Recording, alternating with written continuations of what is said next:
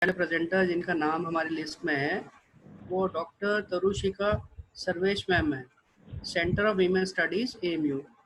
I would like to invite Tarushika ma'am, please.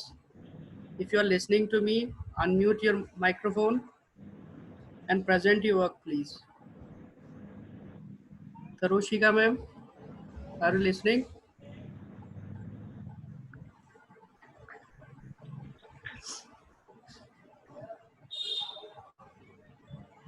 Hello.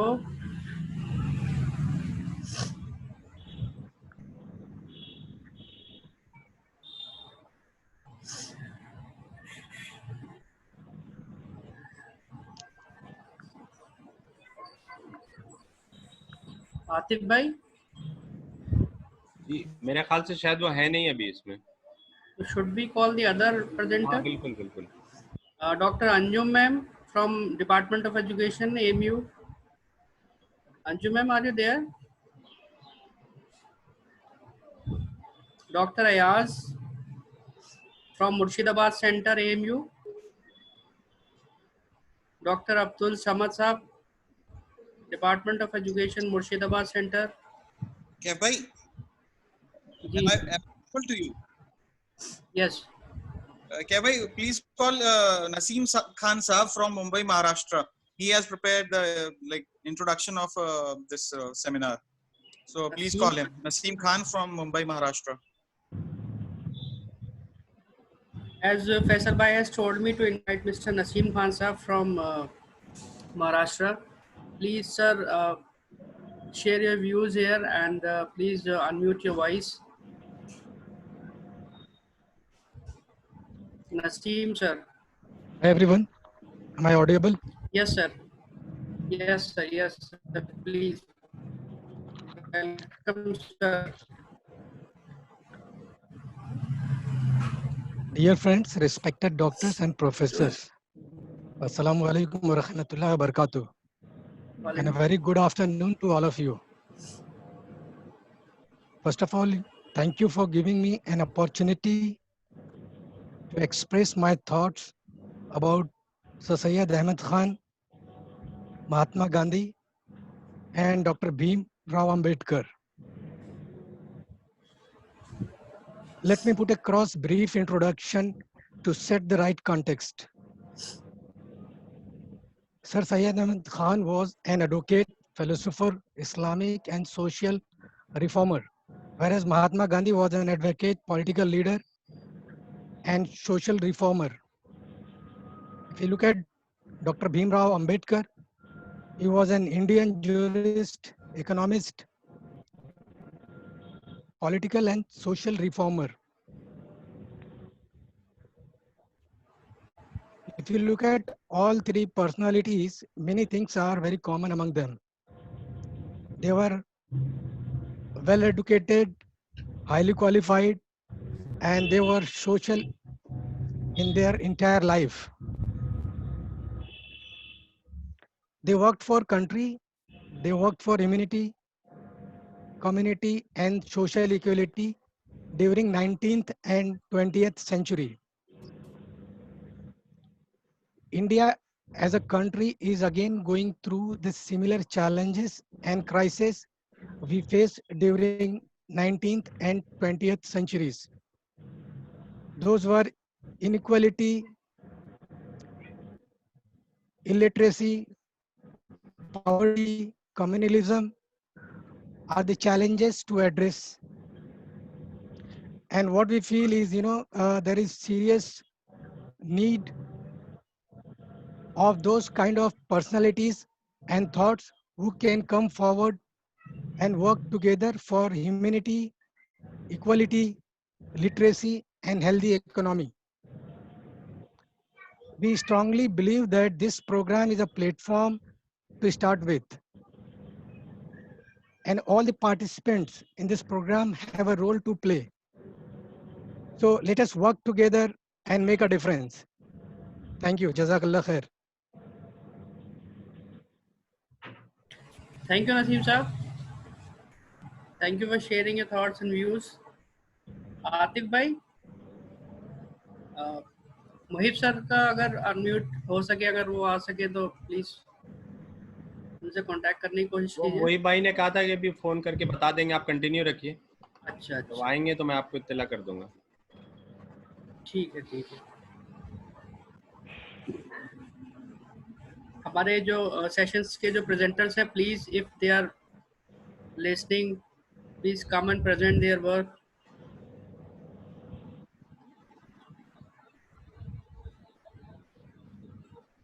Good Tarushika ma'am. Evening कैब भाई, जी I am Sarim Abbas. जी सारिम भाई, welcome I Sarim M A भाई। Present here. Yes हाँ, yes, I am a you are here audible. Present. Okay, yeah are you going to present Sarim भाई? Yeah Please, please start. I am unmuting myself, and it's up to you now. Okay Please okay, start the session with you. Thank you so much. First of all thanks organizer such a organize a beautiful seminar webinar. The title of my paper, Gandhi Philosophy of Non-Violence with special reference to society. To start my paper, the quotation of Professor Naglar. Gandhi was fully committed to the belief that while the non-violence had an impressive power to protest and dispute, the real power was to create and reconstruct. The philosophy of non-violence that has been developed through much of the 20th century has made an indispensable contribution to all theories of legitimate, revolutionary, and social change. The paper presents a comparative cross-culture exploration of peace and non-violence study. In uh, exploring these value, the paper may be seen to be a part of a research and part of a general study of useful way to the continuing the fruitful cross-culture philosophical dialogue required by our time. The said paper discussed several ways in which the concept of non-violence, peace, moral value, and ethics could reveal the new sides. His concern that remained global. It is not that he was not interested in social reform, but he said the real change in society can only come about through a change in the consciousness of the individual. Society is the general term and social being expressed there the nature by making a group that control and direct the behavior in the many way. As a Plato perfect society like in the republic, justice means arranging the various sections of the psyche in the proper hierarchy. So the rational part of us govern the emotion and the instructional part. He explained that then the structure of society change and with its the way of life.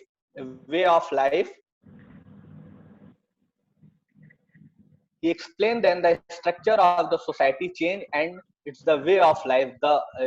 We would also highlighted a few common elements for their comparative analysis to reconcile of non-violence concepts with Indian ethical view, especially in existentialist framework. Efforts would be made to explore how certain philosophy of non-violence have their specific terminology into Indian prospects of individual happiness and how such a process has impact cross-culture dialogue. We at the first we would try to establish the close similarity between the ontology view of the self and existentialist ontological view on it.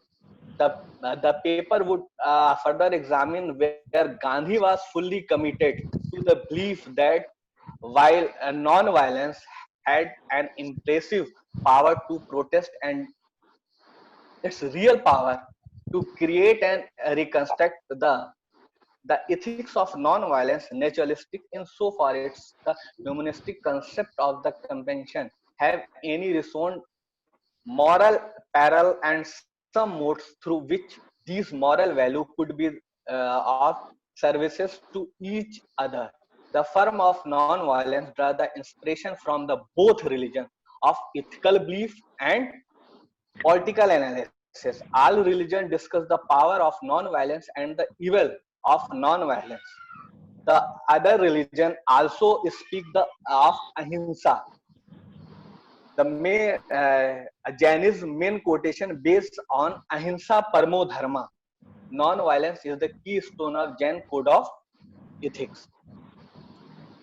All religions discuss the power of non-violence and the evil of violence. The other religion also speak of the ahimsa whenever the convenient, but the river offers such a loyalty to the principle of ahimsa as the found in society. For the sake of profession, the present age is full mechanism intensive efficiency services and the faster communication, but less and less oriented to existing human concern and religion.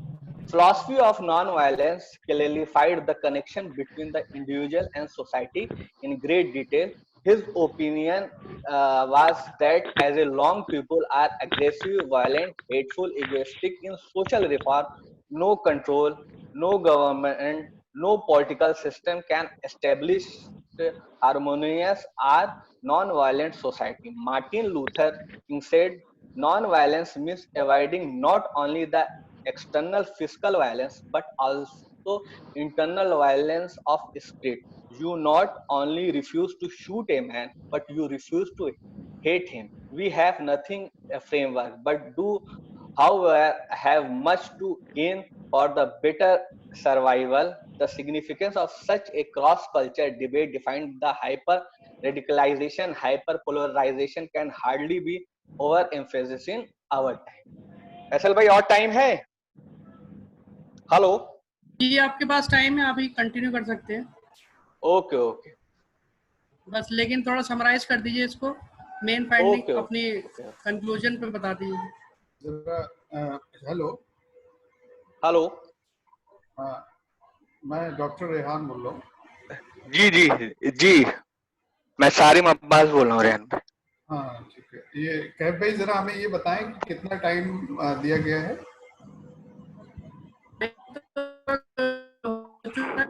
और presenters for conclude my paper सामने नहीं आ रही है.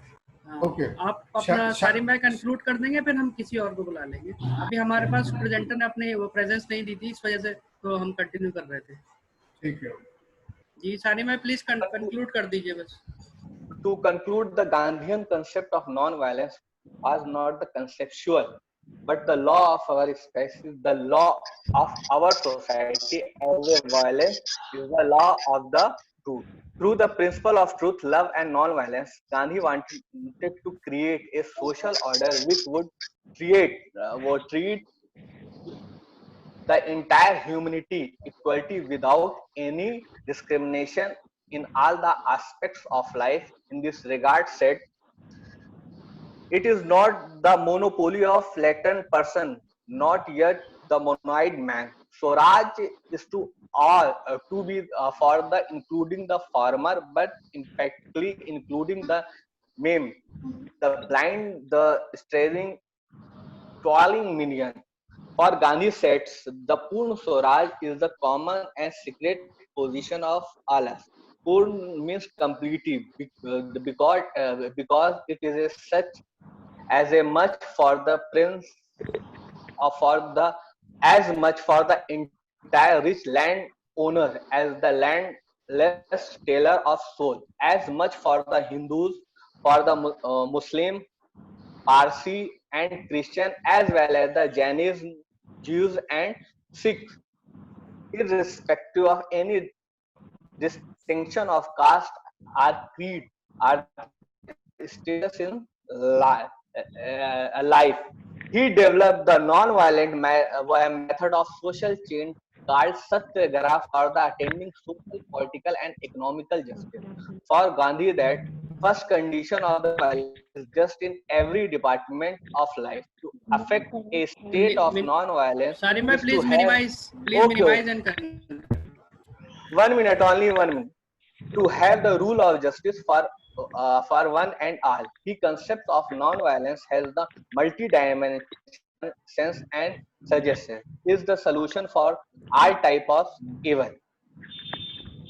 He demanded to Thank you. apply Salim last bhai, please summarize, okay.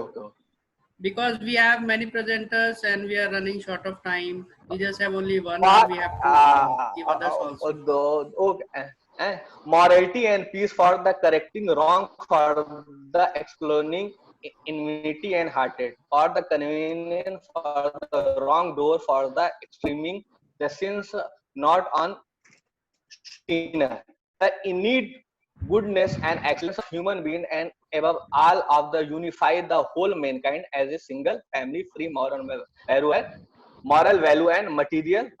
Thank you so much. Thank you, Salim bhai, for presenting your work. Now I would like to call Ryan bhai, आप कुछ कह रहे हैं? जी. मैं क्या भाई जरा मैं कुछ चीजें क्लियर कर दूं, है ना? जी जरूर. देखिए, सबसे पहली बात ये कि ये ऑनलाइन प्रोग्राम है, ठीक है? ये कोई किसी हॉल में फंक्शन नहीं हो रहा है और इसका टाइम ड्यूरेशन बहुत लिमिट में होता है, तो सिर्फ हमारे पास 1 आवर है, okay?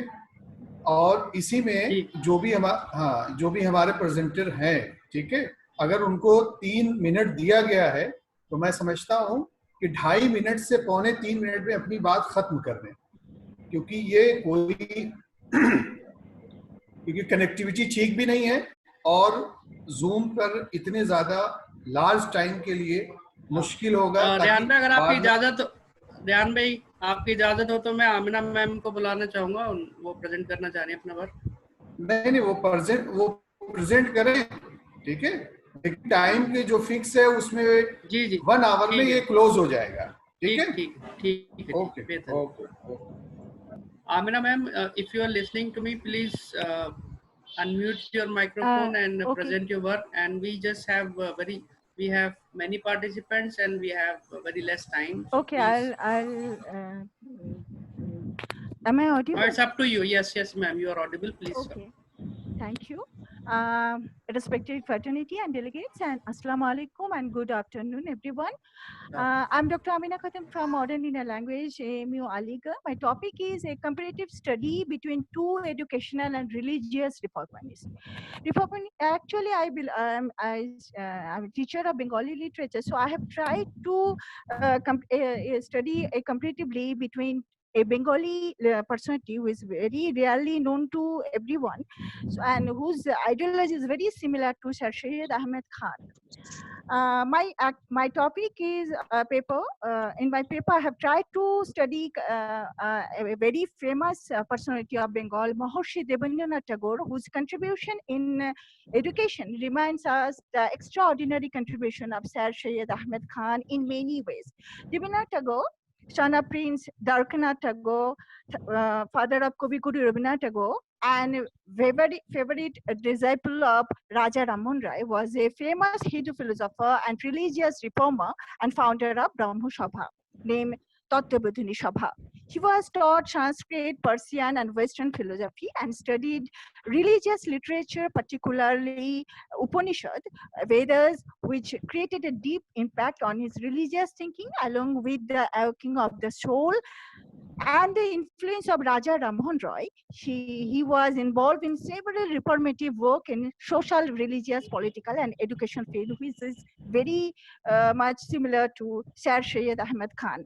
Debendranath Tagore founded Shantiniketan Ashram in 1863, and first of all, I love to mention that if you closely analyze these 2 main personalities, Sir Syed Ahmed Khan and Debendranath Tagore, was born in the same year, 1817, and they are in my paper. Debendranath Tagore founded Shantiniketan Ashram in 1863, and his son, the world famous Debendranath Tagore, turned it into a Brahmo Vidyalaya school. And by 1921, it had expanded into Vishwabharati University, which sought a basis for a common fellowship between the cultures of East and West. But much before this, Debendranath had laid the foundation of a reform movement that changed the intellectual and religious landscape of Bengal, much in the same fashion and Sharshiya did in the northern India. Vishwabharati University, popularly known as Santi Niketan, also become a residential university and not very different from the pattern of the Aligarh Muslim University followed. Today, both universities have its international students body, focus more on cultural values. We all know that. India's studies, research in Asian languages, teacher training, and technology, art and craft, music, etc. Both have created a great impact on Indian education system, gifted so many world-famous scholars, and added a new dimension in the research area. To understand the importance of their work, we need to go back to the early 19th century India. And Bengal had been under the East India Company for over half a century, whereas Delhi had just changed hands to the British. Considering the a religious setting, both Debendranath and Sir Syed Ahmed Khan opened their eyes in societies that were going through rapid political changes, but their respective people were steeped in the religious practices and that were conservative and resistant to change. Both realized that they must take people understand the need of better education and leading a progressive life. In comparison, Rabindranath Tagore had a better head start than Sir Syed Ahmed Khan. We all know that because of Raja Rammohun Roy, who already started a great work of social reform in Bengal. Lastly, I don't want to make my talk too lengthy. I must say that for Muslim, the post 1857 era were hopeless, in which Sir Syed sparked a ray of hope. And for Hindus, especially in Bengal, the situation was not as dark, mainly thanks to Bengal Renaissance. And whereas the Muslim intellectual mostly consisted of poets, religious scholars who are more interested in revival rather than reforms. Of course, Ghalib being an exception, Ghalib is भाई 4 minute हो गया. Okay, sir. The last one. Lastly, standing on 20th century, when we see how religious extremism and fundamentalism has created an adverse effect in the socio-political, economical picture of India, which has led to intolerance among us, causing us to separate and spread in negativity. So we don't have much time. Of course, we need to study these noble people's thought again and again. Thank you. Thank you, ma'am. Now I would like to call Asya Mudassir. Please unmute your mic. Asya Mudassir, topic is Dr. Bhimrao Ambedkar as an uplifter of downtrodden Indians. Thank you, sir. Please, sir, you please stick to the rules. We just have 3 minutes for you. Yes, sir. Sir, am I audible? Yes, you're audible. Okay. Bismillahir Rahmanir Rahim. Rabbi shrah li sadri wa yassir li amri wahlul 'uqdatam min lisani yafqahu qawli. My name is Asya Mudassir, PhD Scholar, Department of Education, Aligarh Muslim University. My topic for today's presentation is Dr. Bhimrao Ambedkar as an uplifter of the downtrodden Indians. T.D. Nayak, the author of the book Thoughts and Philosophy of Dr. B.R. Ambedkar, in this book writes, thousands of scholars and pundits have written volumes of books on Dr. Ambedkar, yet a lot more will remain to be written again and again as long as the earth revolves the sun.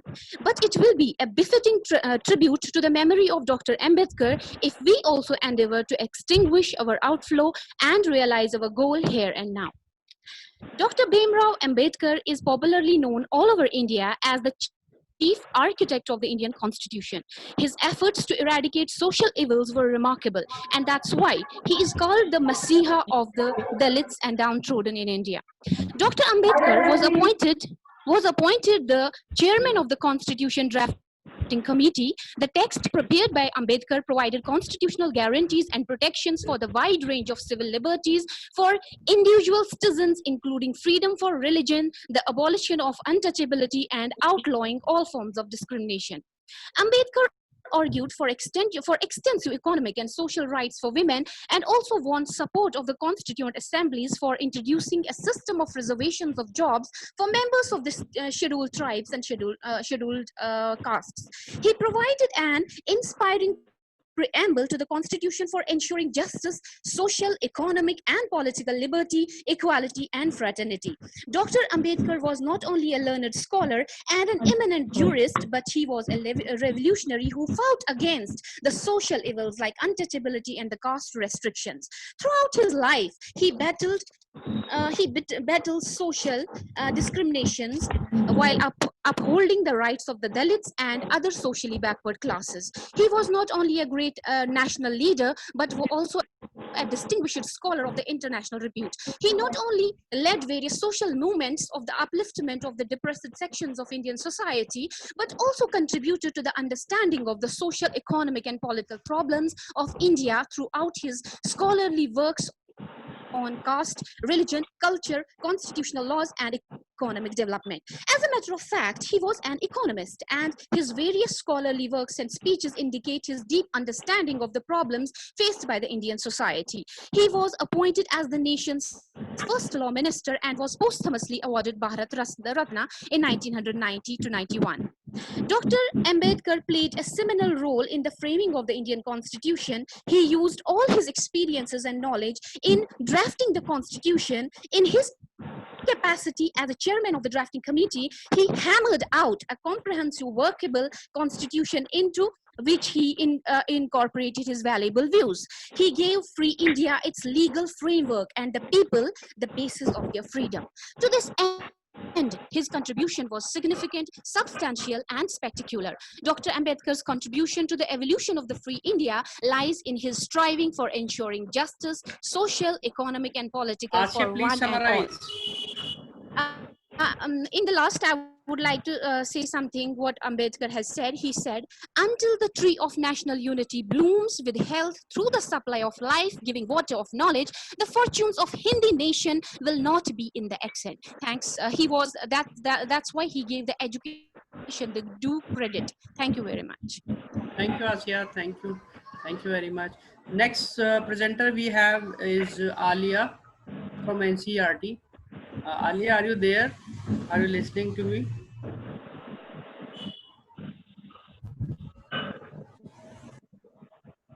Alia, ma'am.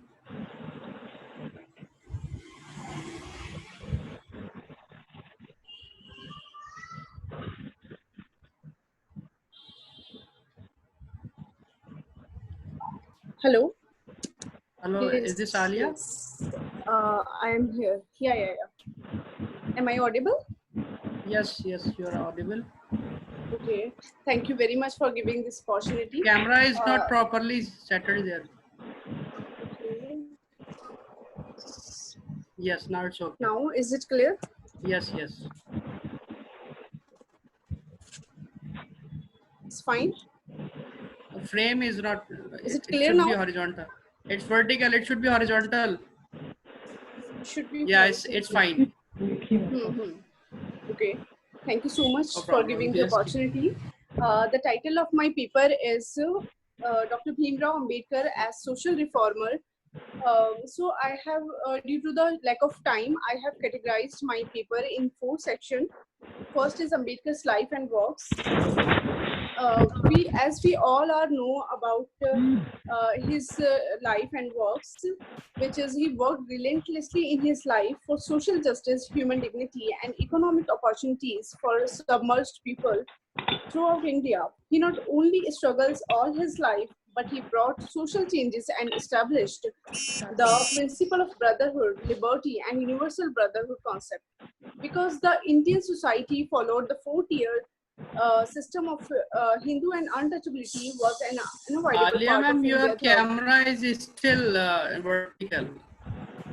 No, it's a horizontal now. for you it is, but for us, now it's okay. Now, Yeah, it's okay now. now it's vertical my phone. So- That is a different thing, but for us, it's not. Okay, We are okay. comfortable. Thank Okay, you. okay. No Thank problem. you very much. Please. No problem. So I discussed in second section Ambedkar's contribution in eradication of untouchability in India. Ambedkar played a huge role in the eradication of untouchability. Obviously, we all know he has achieved lots of respect for untouchables and made this topic as a burning topic of that day. We see how Ambedkar has been able to wipe the evils of untouchability from the outlook of Indian society. As a leader of Dalit movement, he has secured social reforms by using Satyagraha as his weapon. He has gained momentum and successfully brought improvement in their socio-economic condition. Third section is on Ambedkar's views on the philosophy of religion. He strongly viewed the religion could not eliminate or was necessary. He wrote, quote, "While I condemn a religion of rules, I must not be understood to hold the opinion that there is no necessity for a religion. On the contrary, Ambedkar believed that justified of the religion should be sizable in the community, whether it is Islam, Hindu, Sikh, and Buddhism." According to the Ambedkar's philosophy of religion, he asserts that the real objective of religion is in development of individuals' spirituality. He conceives that the spiritual development of individuals can be preceded by three basic necessities that should be practiced by everyone to develop spirituality: example, compassion, equality, and the freedom. Ambedkar had immense faith in the religion. He has said, "What good thing I have in me, or whatever I have been, the benefits of my education to society, I owe them to religious feeling in me. I want religion, but I don't want religion in the name of hypocrisy." I have quoted some views here, so I'm leaving all quotes. Only one I'm reading here. "Man cannot live by bread alone. He has a mind which needs food for thought. Religion is still hope for man and make him try to act actively in social gathering." Ambedkar always approaches to the Buddhist philosophy and fascinated with Buddhism. He later interpolated the teaching of Buddha and gave the new terminology of religion called Neo-Buddhism. The Dalit movement is also known as Neo-Buddhism. Alia ma'am, please summarize. Please summarize. You just have 1 minute, so please summarize. Sure. I talked about the Neo-Buddhism here. And then fourth section is Ambedkar's political ideas and government, state rights, and democracy. I'm leaving this section also. Now I conclude my paper. From all above the work, we can analyze that he worked hard to develop the status of the lower section people in the society, and he has never criticized the Hindu religion, but criticized the practice of the Varna system of the Vedic period, fought for social justice of student people, and his idea on the philosophy of religion was purely synthesized, which give the unity in diversity in religion belief. Thank you so much. Thank you very much.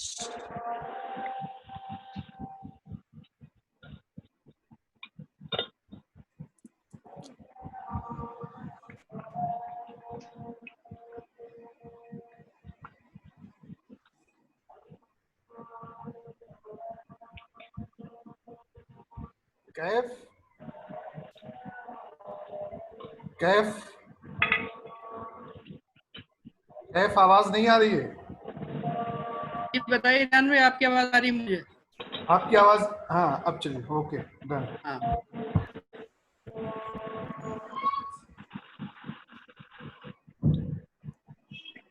Vibha ma'am का कोई पता नहीं, अगर वो मेरी आवाज सुन रही है तो विभा मैम।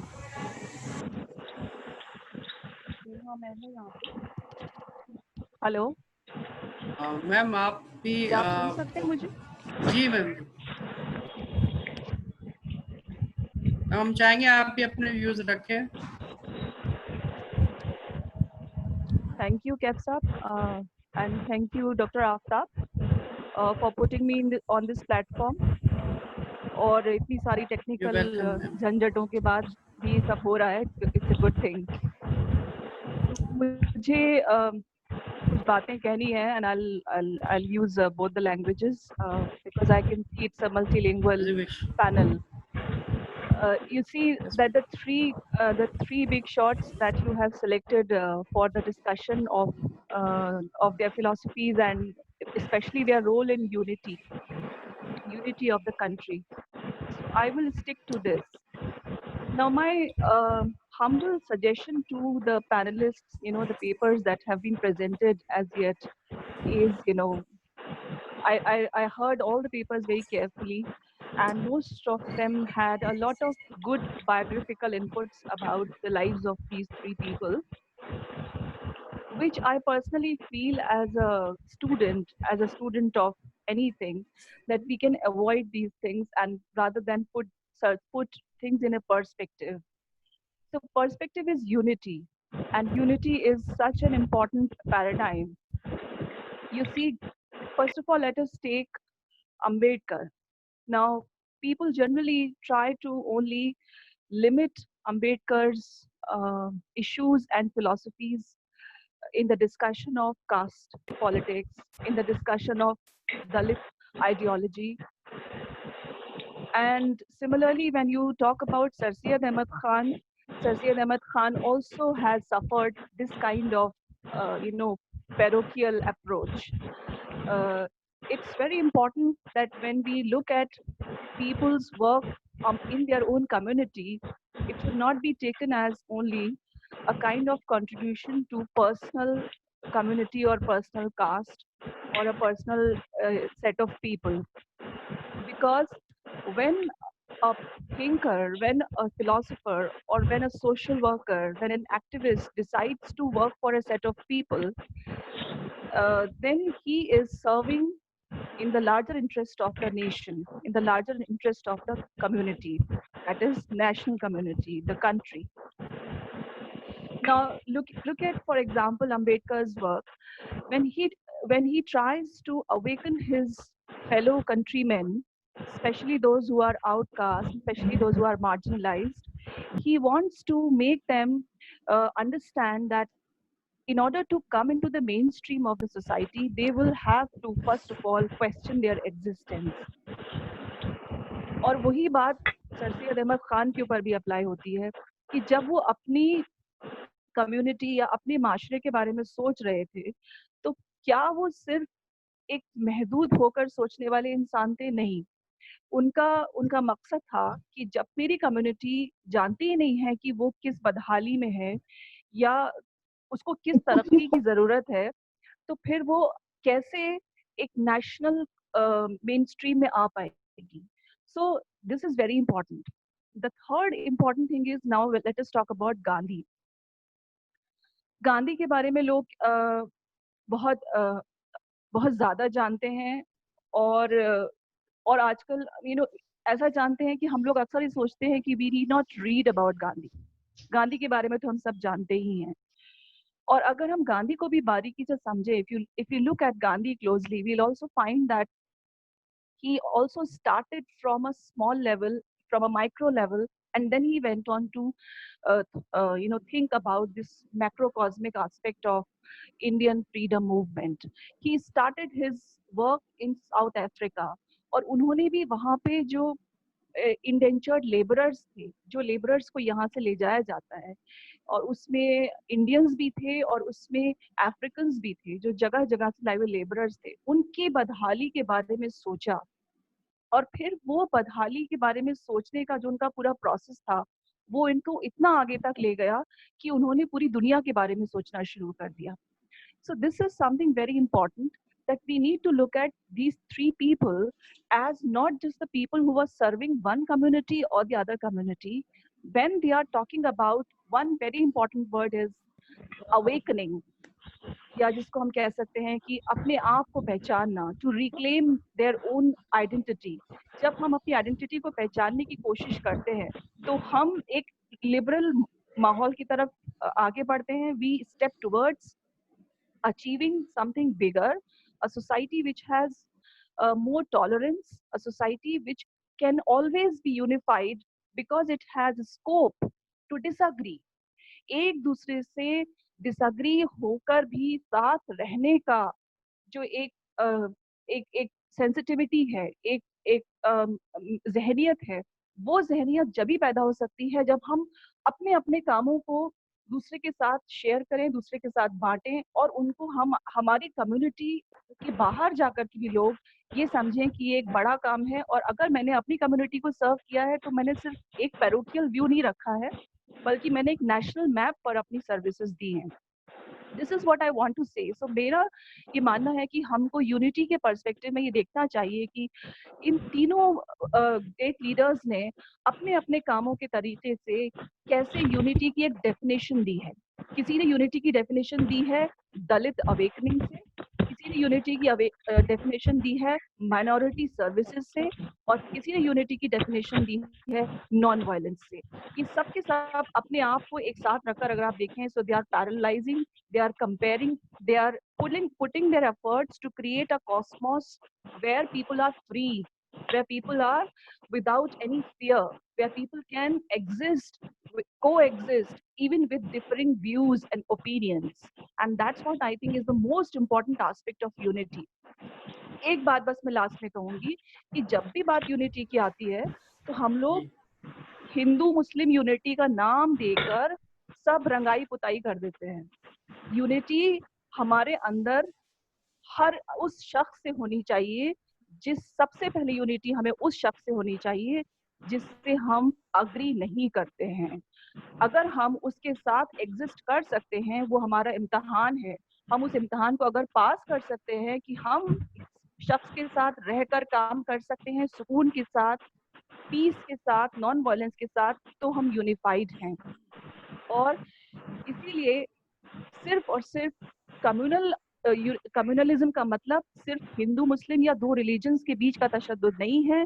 कम्युनलिज्म का मतलब कास्ट के बीच में भी जो तशद्दुद है वो भी है। और गांधी ने, अंबेडकर ने कास्ट का तशद्दुद की बात की, सर सैयद ने एजुकेशन की बात की, क्योंकि जब हम एजुकेट नहीं होंगे हम अपने आप को मेन स्ट्रीम में नहीं ला सकते, और हम एक हाशिए पे पड़े हुए समाज बने रहेंगे जो कि कभी ना कभी मार्जिनलाइज ही रहेगा और एक्सप्लॉइट रहेगा, और कभी यूनिफाइड नहीं हो सकता है और ना यूनिटी को मजबूती दे सकता है।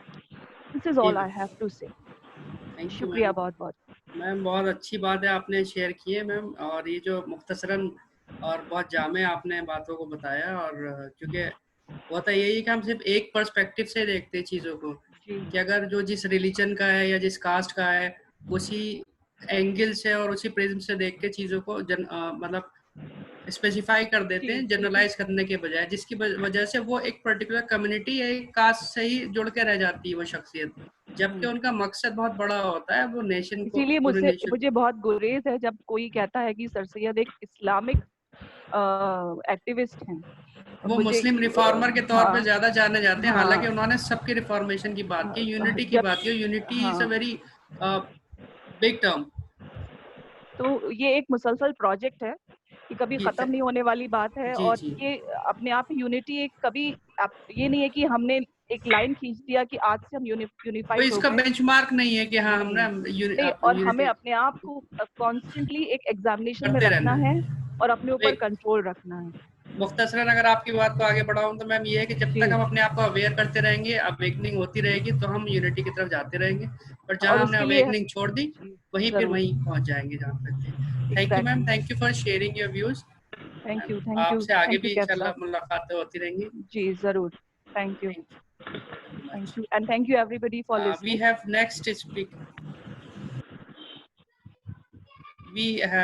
Next speaker is Professor Abdul Latif साहब। लतीफ सर, अगर आप मेरी आवाज सुन रहे हैं तो प्लीज। प्रोफेसर अब्दुल लतीफ साहब।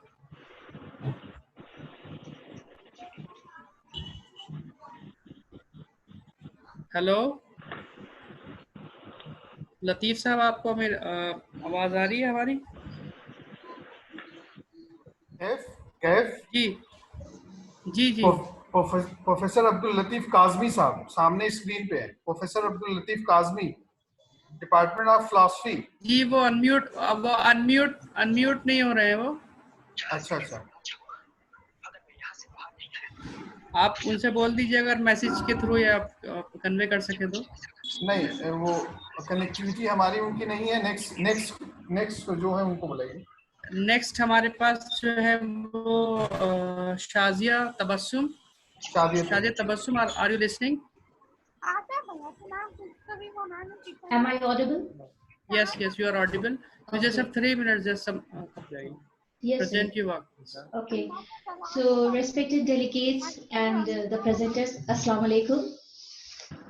Myself, Dr. Shazia Tabassum, and to present my paper on the topic Mahatma Gandhi and his views on female education. So, I've taken up this topic in relation to female education.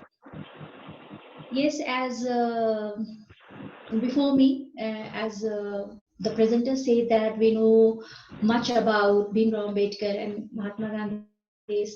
So I have worked something on Mahatma Gandhi's name, and here we can find that Gandhiji had a prefix in his name that was Mahatma, and then later he was also got the title of Bapu. So these terms, Mahatma and Bapu, they are self-explanatory in itself. He was a sage who taught impartiality about the upliftment and welfare of women. Mahatma Gandhi had expressed his views and had written on numerous issues that concerned the Indian society in particular and humanity in general. The importance and relevance of his views and issues that directly or indirectly gave an impact on the status of women in India. Since the dawn of human race on earth, both men and women perceive themselves as differently. Religion, custom, and laws from times immemorial had relegated women to the backyards of human civilization. Mahatma Gandhi, the father of nations, sought to bring about a revolutionary change in the status of women in the first half of the century. The honesty, love, and respect Mahatma Gandhi had for women cannot be doubted or forgotten. He had expressed his views and had written on numerous issues, and then directly or indirectly he gave an impact upon the status of women in India, such as equality of sexes, marriage, parda, dowry system, sati, widow, remarriage, etc., etc. So, as we look back at the Indian society and compare the condition of women before Gandhiji's and now, the progress we have made is quite enormous. A whole generation of women leaders came up influenced by Gandhiji's vision. Today, we can see too many women can go and work in offices, education institutions, and factories without fear or hesitation. The seeds for such systems were sowed some 90 years ago by Gandhiji. Shazia, please summarize your work, please. Okay, sir. Okay. We are running short of So in my paper, I will discuss on such area that come under the scrutiny of Gandhiji, and it was women's education on which he emphasized most. He may be treated as the pioneer of women's assertion in India for equalization of opportunity in each and every walk of life. He undoubtedly be considered as a reformer in ameliorating the condition of women. His contributions in the field of social reforms and education, particularly women education, are really magnificent and his social realism is the outcome of social conflicts based on the realities of life. He always advocated a complete reform, which he called Sarvodaya, which means comprehensive progress. Not only this, he also gave us the concept of Nai Talim or Sarvodaya. According to Gandhiji, our first attempt should be directed towards awakening the minds of women about their social condition and the need to be educated. So this is very important that women should be awakened first, so that they can realize, they can know their rights and freedoms, and they should have the feel to be educated. Therefore, I would like to sum up by these words. Kev, that, please. Please, please. Shazia, Yes, sir. please summarize, minimize Okay. it, please. Just Okay. in Okay. 1 or 2 sentences, please. Okay. So on a scale, Mahatma Gandhi comes out with flying colors for his view on the various aspects of concerning women in society, and considering the fact that he wrote his ideas about 70 or 80 years ago. He thought about women liberation, he thought about women education, which is unparalleled in the history. Thank you Thank you, very sir. much, Thank you. Shazia. Thank Thank you. you very much for your thoughts. And now I would like to call Latif Hussain Shah Kazmi sir, person Department of Philosophy. Latif sir, अगर आपको मेरी आवाज आ रही है तो please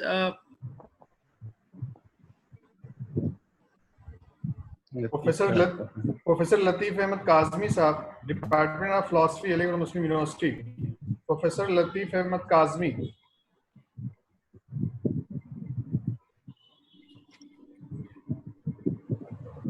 Kaif next. जी, next presenter का अभी प्रोफेसर लतीफ हुसैन शाह काजमी. जी सर.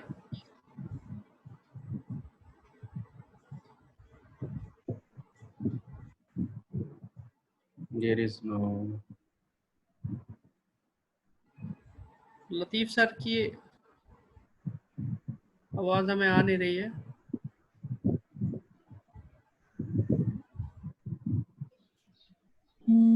जब तक लतीफ साहब आ रहे हैं, नेक्स्ट प्रेजेंटर क्या भाई, छोटा सा अनाउंसमेंट ये है कि जो लोग स्पीकर्स हैं और जो होस्ट कर रहा है वो अपना माइक ऑन रखें, बाकी लोग माइक को परमानेंट ऑफ कर दें, क्योंकि उससे हो क्या रहा है, वो डिस्टरबेंस आ रही है स्पीकर को भी और बाकी लोगों को सुनने में भी. तो जो बोले, जो स्पीकर हो वो सिर्फ वही माइक ऑन रखे, बाकी अपना माइक को म्यूट रखें, तो उसमें सबको आसानी होगी. शुक्रिया जी. बेहतर. लतीफ सर, अगर आवाज सुन रहे हो तो प्लीज. कैन भाई, अगर लतीफ साहब की तरफ से कोई जवाब नहीं आ रहा है.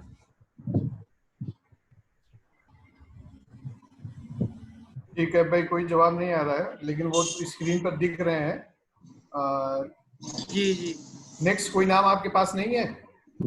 नेक्स्ट जो है वो जी. Yes sir, please call the next presenter. Next is, no one has written his or her name there. Okay. अब कोई नहीं है ना? अभी कोई नहीं है. अगर पीछे जो लोग अगर कोई चाहे. नहीं, आप एक कॉमन कॉल कर दीजिए.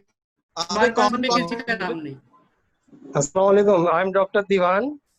जी सर. हाँ, Diwan sir, philosophy department. Department. Let him speak. कैसा? जी, Diwan sir, are you going to present? Yeah. Just I want to present my extract because as I got information that the time is short, so I have to present only. Yes. Summarize. In fact, in a very short span of time. Okay, sir. And I request all So others should I to please mute their microphones. All participants, please mute. And Should I Dीवान start, say sir? yes. Okay. Sir, my topic is the revisiting Ambedkar's problematic, a threat of majoritarianism in Indian politics, okay, in Indian democracy. Actually, the story started from in 1946. Okay. I am quoting Maulana Azad's India Wins Freedom. From there, I am taking this story. That when the Congress and Muslim League, both of them, they agreed to form the coalition government. Then before formation the government, one and asked Jinnah that now both of you agree to form the government. So should we consider that as the India's future constitution? Sorry, the reporter came to the Nehru and he asked to Nehru.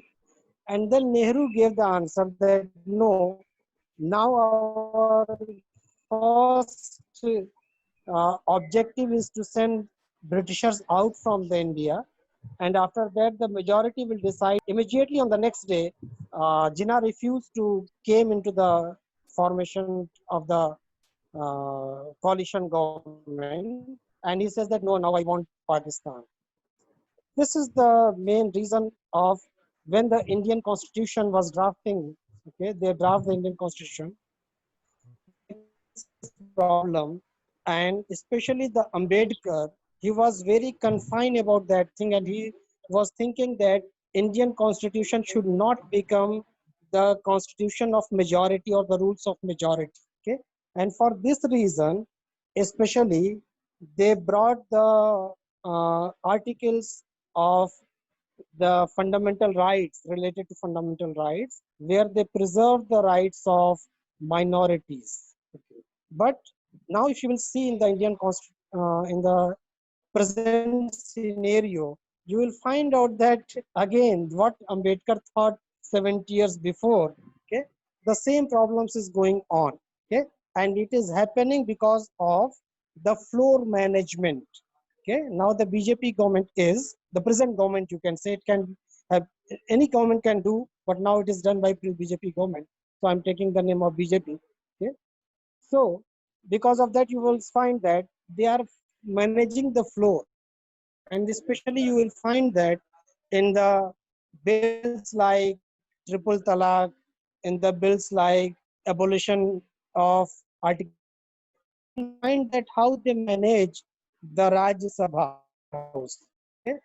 What they did, that majority, if you will surprise, that when they passed the triple talaq bill, at that time, out of 250, the total majority of Rajya Sabha, what happened, that 55 members of the Rajya Sabha were absent.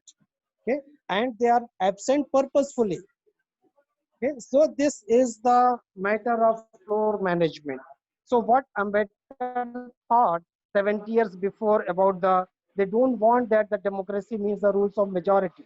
The democracy means the rules of law, where the rights of the minority should also be preserved. Okay? But it does not happen. Okay?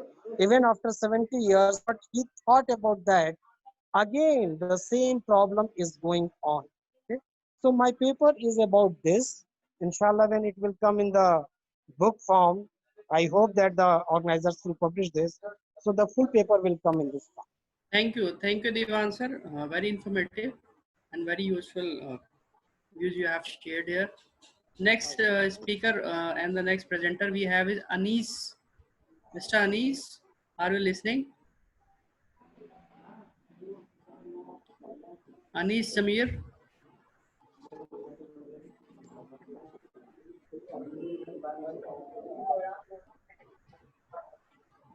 Anis. Hello.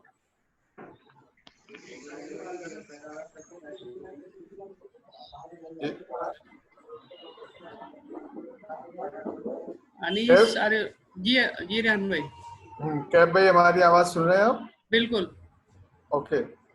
1:10 पे start हुआ था ये और 2:10 हो गया है, 2:11 हो गया है ना? जी जी. एंड 2 अनाउंसमेंट कर दीजिए. एक तो हार्ड कॉपी लोग सबमिट कर दें, है ना, ईमेल पे जो भी आईडी वगैरह है. आप ही कह दीजिए, वो एक ही बात है. हाँ, नहीं आप कह दीजिए, है ना. और कल से दूसरा सेशन जो होगा वो 10 बजे से स्टार्ट हो जाएगा. और ईमेल आईडी बता दीजिए, उस पे दे रखी होगी वो. तो उस पे है सब है ना. एंड दूसरा सेशन 10 बजे से स्टार्ट होगा कल, और उसी में वो वेलडिक्टरी भी है और प्रेजेंटेशन भी होगा. ठीक है जी, शुक्रिया. हाँ, अब देख लीजिए अगर कोई है तो ठीक है, वरना तो कैफ साहब प्लीज एक कॉमन कॉल दे दीजिए, जो भी प्रेजेंटर्स रह गए हैं उन्हें एक कॉमन कॉल दे दीजिए, जो भी हैं ना. अगर कोई प्रेजेंटर अपना पेपर प्रेजेंट करना चाहता है तो वो इंग्लिश सेशन के लिए, तो प्लीज वो अपना नाम बताएं, आप पेपर प्रेजेंट कर दें. अदरवाइज उनका पेपर जो है वो नेक्स्ट सेशन में जाएगा, और जो कि नेक्स्ट सेशन कल 10 बजे सुबह में शुरू होगा. We have to close it right now. और आज के लिए हमें इसको क्लोज करना है. और those who have presented their work, they just please email your work to the ID mentioned, to the ID as well as in a APA format. अपने सारे जो पेपर्स हैं जिन लोगों ने प्रेजेंट किए हैं उसको सबमिट कर दें, ईमेल कर दें उसको, जो ईमेल आईडी आपको दे रखी है। और जिन लोगों ने प्रेजेंट नहीं किया है और जो नहीं कर पाए या करना चाहते हैं तो वो कल सुबह 10 बजे दोबारा सेशन शुरू होगा, उसमें अपना पेपर प्रेजेंट कर सकते हैं। आज के लिए हमें यहीं पे इसको जो है वो रोकना पड़ेगा क्योंकि टाइम बाउंड सिचुएशन है और इस पे हमें इतना ही वक्त मिल रहा है जूम पे, ताकि हम अपने सेशन को जो है कंफर्टेबली वक्त के अंदर सब लोगों को मौका देकर अपनी बात जो है वो पूरी कर सकें। लिहाजा आज के लिए इतना ही, और मैं चाहूँगा रेहान भाई इख्तितामी बात आप कहते हैं। Rehan sir please.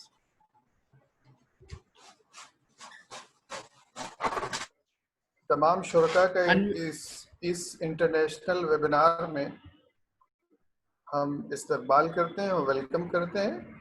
और सुबह से लेके जो लोग भी इस वेबिनार का हिस्सा रहे हैं वो इंशाअल्लाह रहमान आगे जब ये बुक फॉर्म में ये सेमिनार के सारे पेपर्स आएंगे तो हम समझते हैं कि वही इस इंटरनेशनल वेबिनार का कंक्लूजन होगा, वही नतीजा होगा, आगे की स्ट्रेटजी उसी पे बनाई जाएगी। तमाम लोगों का शुक्रिया, तमाम ऑर्गेनाइजर्स का शुक्रिया, जो प्रोग्राम की निज़ामत कर रहे थे उनका शुक्रिया, फैसल का, और हमारे जो मेन जो लीडर हैं आतिफ हनीफ भाई, उनका शुक्रिया। इंशाल्लाह कल मुलाकात बाकी लोगों से होगी। कैफ साहब का केयर करने के लिए भी नहीं, कैफ तो हमारे सामने है भाई, हमने कहा निजामत करने वाले का बहुत शुक्रिया। जी, it was a very full session. जी, बहुत अच्छा चलाया, बहुत अच्छा, जबरदस्त कैफ, बहुत अच्छा, शानदार। ठीक है, खुदा हाफिज, अस्सलाम वालेकुम। अस्सलाम वालेकुम।